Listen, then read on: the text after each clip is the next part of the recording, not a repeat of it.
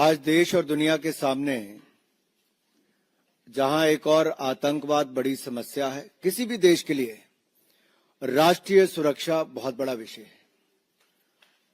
और जहां तक भारतीय जनता पार्टी की बात है, हमने जीरो टॉलरेंस टेररिज्म के खिलाफ कहा भी था और 11 वर्षों का रिकॉर्ड मोदी सरकार का ये कहता भी है। जहां दूसरी ओर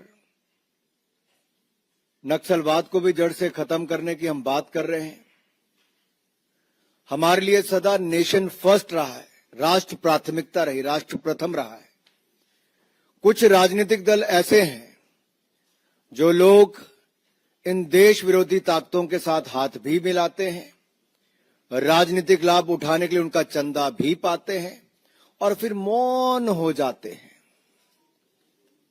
और ये चुप्पी क्यों है? तब तो वो बड़े बड़ी बातें करते हैं और ये डबल डेटिंग करने वाले माननीय राहुल गांधी जी और अरविंद केजरीवाल जी, ये बाहर से कुछ और अंदर से एक ही नजर आते हैं। आप याद करिए, सर्जिकल स्ट्राइक हो, एयर स्ट्राइक हो, अफजल गुरु की फांसी का मुद्दा हो, ये सब विषयों पर कांग्रेस और आम आदमी पार्टी इकट्ठी नजर आई। राहुल गांधी जी, अरविंद केजरीवाल जी इकट्ठे नजर आए। आई तो आम आदमी पार्टी कांग्रेस के घोटालों की बात करके थी, लेकिन आज उनकी छाप जो एएपी है ना, वो ए अराजकता के लिए भी जाना जाता है, अलगाववाद के लिए भी जाना जाता है, आतंकवाद के लिए भी जाना जाता है, अफवाहें फैलाने के लिए भी जाना जाता है, अपराधियों को शरण देने के लिए भी जाना जाता है। ऐसी कौन सी मजबूरी है कि इन देश विरोधी ताकतों से हाथ मिलाना जरूरी है? मैं एक एक करके आपके सामने, आप याद करिए, अफजल गुरु की फांसी, देश को इंतजार था कि संसद पर हमला करने वाले को कब फांसी की सजा मिलेगी, लेकिन उसकी फांसी की सजा माफ कराने के लिए किसकी एनजीओ आगे आई, किसके रिश्तेदार, किसके मां बाप उसका हिस्सा थे? दिल्ली की जनता जवाब मांगती है। आतिशी जी, अरविंद जी, होंठ सिले रहेंगे कि कुछ बोलेंगे? और यही नहीं, टुकड़े टुकड़े गैंग जिसने देश विरोधी नारे लगाए, देश का नामो निशान मिटाने की बात की, उनके साथ कंधे से कंधा मिलाकर कौन खड़े हुए? जवाब दीजिए। उसको टिकट किसने दी? जो मुखिया थे टुकड़े टुकड़े गैंग के, डबल डेटिंग करने वाले राहुल गांधी जी और अरविंद केजरीवाल जी ने दी। यही नहीं, पंजाब के चुनाव को ले लीजिए, वहां पर आतंकवादी समर्थकों के साथ उनके घरों में रात को रुकने का काम किसने किया केवल चुनाव जीतने के लिए? अरविंद केजरीवाल जी, जवाब देना होगा। यही नहीं, दिल्ली के दंगे भड़काकर देश को बदनाम करने का काम किसने किया? किसकी पार्टी के वो नेता थे? आज ताहिर हुसैन अगर जेल में है तो क्या आम आदमी पार्टी उससे दूर भाग सकती है क्या? लेकिन ये वही आम आदमी पार्टी और वही कांग्रेस पार्टी है जो बाटला हाउस कांड के शहीद इंस्पेक्टर एमएल शर्मा, उनकी शहादत पर प्रश्न चिन्ह खड़ा करते हैं। बात यहीं तक रुक जाती तो अलग थी। हमने तो देश में बम धमाकों की रोक लगा दी, लेकिन दिल्ली में कुछ लोग हैं जो बम धमाकों की अफवाहें फैलाकर मां बाप को रुलाते हैं, मां बाप घबराते हैं और स्कूल बंद हो जाते हैं। नई पाठशालाएं तो नहीं खुली, लेकिन पाठशालाओं को बंद कराने के लिए बम धमाकों की तार किससे जुड़े हैं? अरविंद जी, आतिशी जी, कोई जवाब देंगे क्या? कि राहुल गांधी जी भी यहां पे चुप रहेंगे, उनसे सवाल नहीं पूछेंगे? सवाल ये खड़ा होता है कि दिल्ली में डराने का, धमकाने का ऐसे 400 बार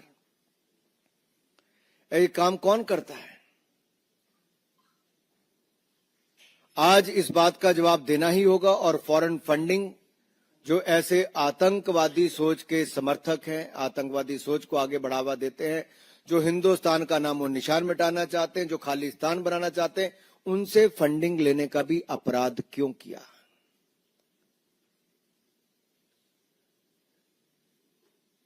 11 साल अरविंद केजरीवाल जी आपने और आपकी पार्टी ने सरकार चलाई है।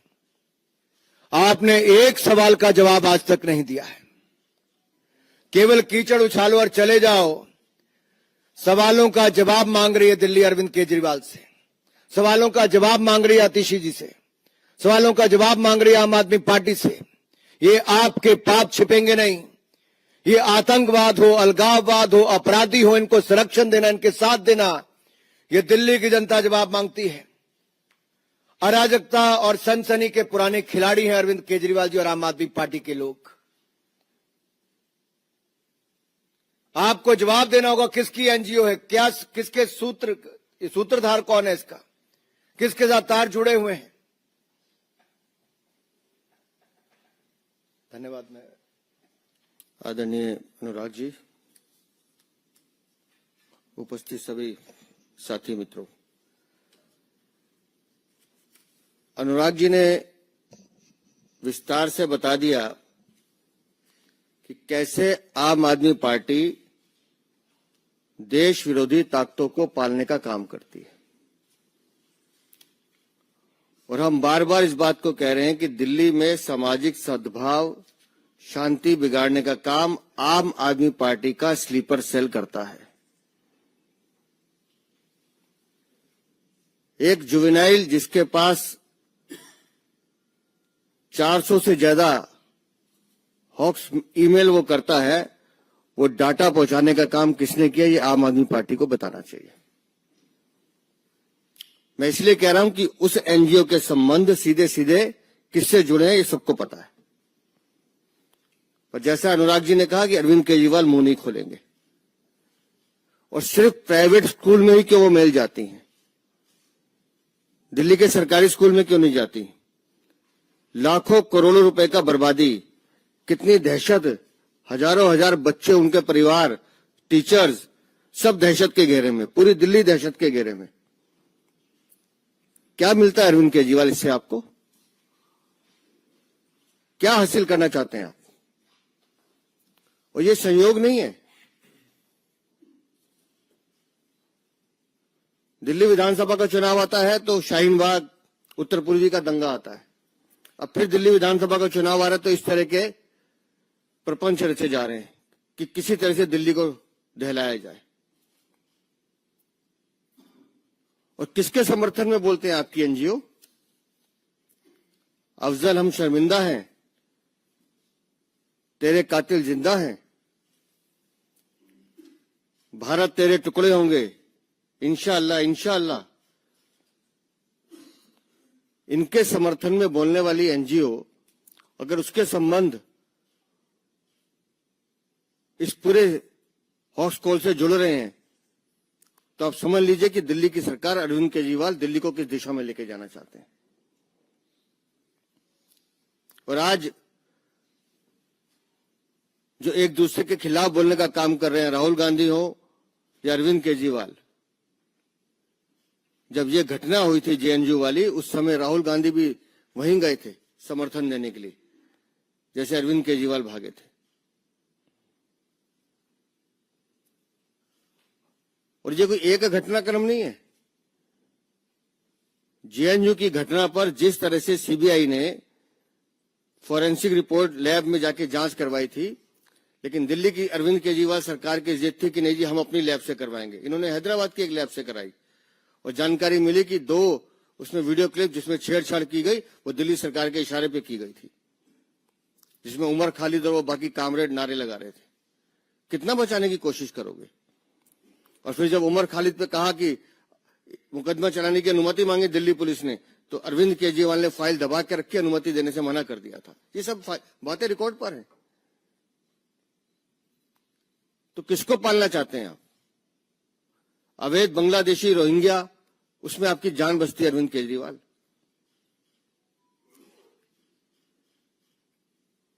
एक खान पे हमला होता है तो अरविंद केजरीवाल सारे काम छोड़ के प्रेस कॉन्फ्रेंस करने बैठते हैं, लेकिन जब वो हमलावर पकड़ा जाता है और वो बांग्लादेशी निकलता है तो ये चुप हो जाता है।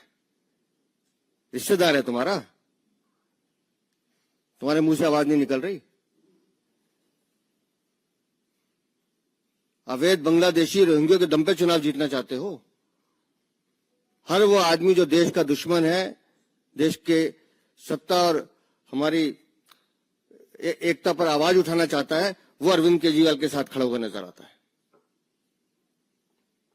और दिल्ली की जनता इस बात का जवाब मांगेगी कि कब तक देश के दुश्मनों के साथ अरविंद केजरीवाल खड़े रहेंगे। बहुत बहुत धन्यवाद।